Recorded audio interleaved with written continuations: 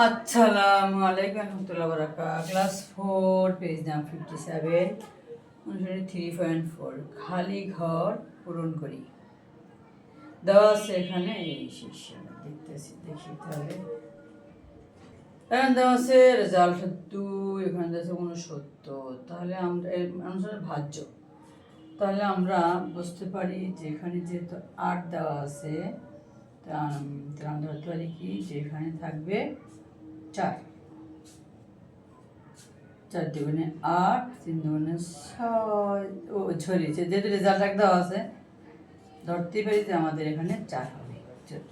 কারণ এটা দেখি এটা হচ্ছে যে এখানে দেওয়া আছে 2 এখানে 28 তাহলে 14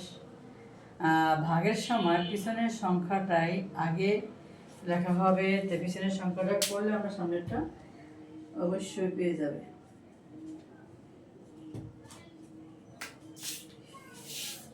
ছিল খালি ঘর তাহলে আমরা ধরলাম 28। আচ্ছা এখন দেখি এখানে সংখ্যা যেখানে 14 দেওয়া আছে মানে তার মানে কি মাইনাস করার পর 3 থাকছে তাহলে আমরা ধরতেই পারি 7 থাকতে পারে এখানে 7 ওটা না এখানে 7 তাহলে এখানে 7 নামবো ভীষণ ডিস্টার্ব করে কলমগুলো আমার 7 আচ্ছা তাহলে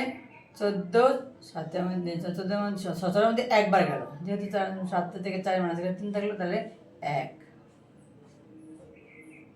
এই করে আমরা করবো সরে কালি কিনলে তো অরিজিনাল আমরা একবারে আমরা কিন্তু খালি ঘর পূরণগুলো করবো তাহলে তো আল্লাহ হাফিজ।